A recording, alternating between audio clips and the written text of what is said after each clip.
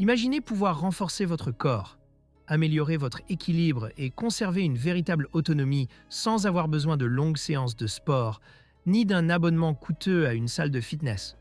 Beaucoup de personnes pensent que, passé un certain âge, il est trop tard pour construire de la force ou pour retrouver de la souplesse. Mais la réalité est bien différente. Le corps garde une capacité d'adaptation incroyable, peu importe que l'on ait 52, 63 ou même 71 ans. La clé n'est pas de se lancer dans des efforts extrêmes, mais d'adopter des gestes intelligents et réguliers qui rappellent au corps qu'il peut rester actif, solide et stable. Ce sont ces petits choix quotidiens qui font une grande différence sur la qualité de vie à long terme. Aujourd'hui, nous allons découvrir 5 mouvements essentiels, simples et sûrs, qui s'adaptent parfaitement aux articulations fragiles et ne demandent presque aucun matériel. Ces exercices peuvent se pratiquer à la maison, dans un salon ou même dans le jardin, et chacun d'eux cible une zone clé du corps pour construire une base solide. Le premier s'appelle la planche. À première vue, cela paraît presque trop basique, rester immobile sur les avant-bras et les pointes de pied. Pourtant, ce mouvement active simultanément les abdominaux, les épaules, le dos et les fessiers. En renforçant la ceinture abdominale, on obtient une meilleure posture et l'on diminue les douleurs dorsales qui apparaissent souvent avec les années. Pour l'exécuter, placez-vous à plat ventre, coudes sous les épaules, puis soulevez le corps en gardant une ligne droite des talons jusqu'à la tête. Le nombril doit être légèrement aspiré vers la colonne vertébrale et la respiration doit rester fluide. Ceux qui trouvent la position trop exigeante peuvent poser les genoux au sol ou essayer la planche latérale, excellente pour muscler les obliques. L'important n'est pas la durée, mais la qualité de l'alignement. Le deuxième exercice est le basculement de hanche, avec appui sur une chaise. Ce mouvement apprend au corps à se pencher correctement en sollicitant le bassin au lieu de forcer sur la colonne lombaire. C'est fondamental pour ramasser un objet au sol, lasser ses chaussures ou porter un sac sans risquer de se blesser.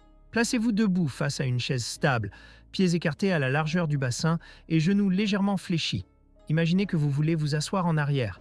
Poussez les hanches vers l'arrière tout en inclinant doucement le buste, mais en gardant toujours le dos droit et la poitrine ouverte. En revenant, appuyez sur vos talons pour ressentir l'activation de l'arrière des cuisses. Commencez sans poids, puis, au fil du temps, utilisez 2 bouteilles d'eau ou des petits haltères pour progresser. Enfin, le troisième mouvement de ce premier bloc est la flexion des bras contre un mur. Pour beaucoup, les pompes traditionnelles sont trop rudes pour les poignets ou les épaules. Cette variante plus douce permet de renforcer la poitrine, les triceps et les deltoïdes sans pression excessive. Placez-vous face à un mur, à une longueur de bras. Posez les mains à hauteur d'épaule, gardez le corps aligné et pliez les coudes pour rapprocher le torse, puis repoussez doucement jusqu'à retrouver la position initiale. Lorsque la force augmente, éloignez légèrement les pieds ou utilisez une surface plus basse, comme une table solide. Ces 3 premiers exercices, bien que très simples en apparence, apportent déjà un changement visible sur la posture, la stabilité et la force fonctionnelle du quotidien. Après avoir exploré ces 3 premiers mouvements, passons à un exercice qui, malgré son apparente simplicité, possède une puissance insoupçonnée pour transformer votre équilibre et renforcer votre endurance musculaire. Il s'agit de la position du cavalier. Ce nom vient de traditions martiales anciennes, où cette posture servait d'entraînement de base. Aujourd'hui encore, elle reste un outil formidable pour solidifier les jambes, stimuler les fessiers et activer en profondeur les abdominaux, tout en restant accessible à ceux qui veulent éviter les chocs et les mouvements brusques. Pour la mettre en place, écartez vos pieds un peu plus largement que vos épaules et orientez légèrement les pointes vers l'extérieur, environ 30 degrés. Ensuite, fléchissez les genoux comme si vous alliez vous asseoir sur une chaise invisible en abaissant le bassin. Le tronc reste droit, les abdos légèrement contractés, le regard à l'horizontale. Respirez calmement et essayez de tenir la position 15 à 20 secondes au départ. Avec le temps, vous pourrez allonger jusqu'à 1 minute entière. Pour augmenter la difficulté, tenez un livre ou un petit poids contre votre poitrine. Cet exercice, malgré son aspect statique, améliore la résistance musculaire et prépare le corps à des actions quotidiennes comme monter des marches, rester debout plus longtemps ou marcher sur un sol irrégulier sans crainte de perdre l'équilibre. Le 5e et dernier exercice de cette série est le soulevé de hanche, avec charge légère, également appelé flexion du bassin, avec poids. Moins populaire que les squats ou le jogging, ce mouvement se révèle pourtant essentiel pour préserver un corps fonctionnel avec les années. Son rôle principal est d'apprendre à coordonner les hanches et les abdominaux, de protéger la région lombaire et de renforcer à la fois les fessiers et l'arrière des jambes. Debout, les pieds parallèles et écartés à la largeur du bassin, tenez un objet léger, comme une bouteille remplie, devant vous, bras tendus. Fléchissez doucement les genoux et repoussez les hanches vers l'arrière, laissant le poids descendre près des jambes. Lorsque vous sentez l'étirement à l'arrière des cuisses, contractez les fessiers et revenez à la position initiale. Le geste doit rester fluide et précis. Plus le mouvement est contrôlé, plus les bénéfices sont grands. Ce qui rend ces 5 exercices particulièrement intéressants, c'est qu'ils ciblent exactement les muscles dont vous avez besoin pour accomplir des tâches de tous les jours. Se lever du lit, porter des sacs de course, traverser un trottoir irrégulier ou se redresser rapidement après un faux pas. On ne parle pas seulement d'améliorer la silhouette, mais de préserver une autonomie réelle et une sécurité concrète dans vos activités quotidiennes. 3 séances par semaine suffisent déjà à transformer la posture et à redonner de l'énergie, à condition de rester régulier. Chaque répétition est comme un investissement pour l'avenir, un pas vers une meilleure liberté de mouvement dans 10 ou 15 ans. Avant de poursuivre, j'aimerais vous adresser une demande spéciale. Si ce que vous entendez vous inspire et vous aide, je vous invite chaleureusement à vous abonner à cette chaîne. Cela nous permet de continuer à partager des conseils utiles et concrets. Mais j'aimerais aller plus loin. Laissez un commentaire en me disant quel exercice vous donne envie d'essayer en premier et pourquoi. Est-ce la planche pour sentir vos abdos se renforcer, la position du cavalier pour gagner en équilibre, ou peut-être le soulevé de hanche pour protéger le bas du dos? Votre retour personnel nourrit une communauté vivante où chacun partage son expérience et ses astuces. Ensemble, nous pouvons créer un espace où chacun se sent encouragé à bouger et à prendre soin de soi. Un aspect essentiel lorsqu'on aborde ce type de mouvement, ce n'est pas seulement de les exécuter, mais de les pratiquer avec une technique précise. Beaucoup de personnes cherchent à tenir la planche le plus longtemps possible ou à descendre très bas dans la position du cavalier.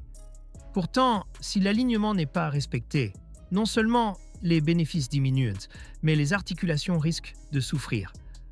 La planche, par exemple, protège réellement le dos uniquement si le bassin n'est ni trop relevé ni trop bas et si les abdominaux restent du ferme.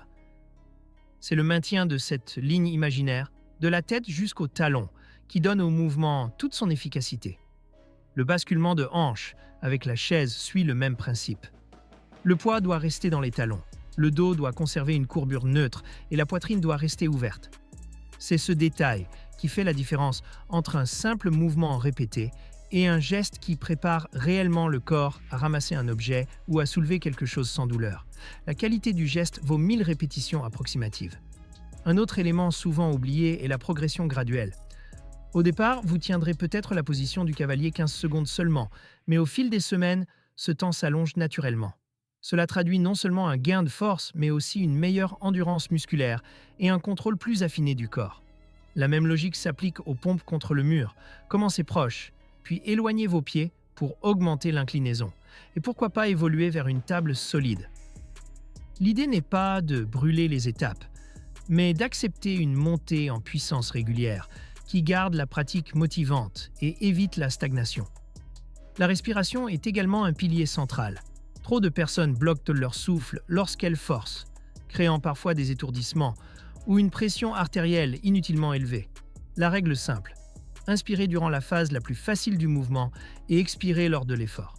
Dans la planche, laissez votre respiration circuler naturellement. Dans le soulevé de hanche, inspirez à la descente et soufflez en revenant. Ce rythme respiratoire devient un allié qui soutient l'endurance et prévient la fatigue. Ce qu'il faut aussi comprendre, c'est que ces exercices ne sont pas qu'une série mécanique. Ils deviennent un investissement personnel. Chaque minute consacrée est comme un capital santé accumulé. Vous ne travaillez pas seulement pour aujourd'hui, mais pour assurer que dans 10 ou 15 ans, vous puissiez continuer à ouvrir un bocal sans aide, monter des escaliers sans pause ou porter vos sacs de marché avec assurance. C'est une manière d'entretenir non seulement la force physique, mais aussi la liberté de faire ce que vous aimez, sans dépendre des autres. L'aspect psychologique est tout aussi puissant. Chaque fois que vous réussissez à maintenir la planche un peu plus longtemps ou à descendre plus stable dans la position du cavalier, vous envoyez un message clair à votre cerveau. Je suis capable, je suis en contrôle. Cette sensation de maîtrise se reflète dans d'autres domaines de la vie. Marcher plus sûr dans la rue, affronter de nouvelles expériences avec confiance ou tout simplement sentir une énergie renouvelée au quotidien. Un dernier point mérite toute votre attention. L'adaptabilité de ces 5 mouvements. Ils ne sont pas figés dans une version unique, au contraire, ils s'ajustent facilement selon votre énergie du jour. Si vous vous sentez en pleine forme, allongez un peu la durée de la planche, maintenez la position du cavalier quelques secondes supplémentaires ou ajoutez un léger poids dans le soulevé de hanche. Si au contraire la journée est plus calme, restez sur les versions de base, quelques secondes de planche avec les genoux au sol, une flexion de hanche plus douce avec la chaise, ou des pompes murales réalisées lentement pour privilégier la fluidité.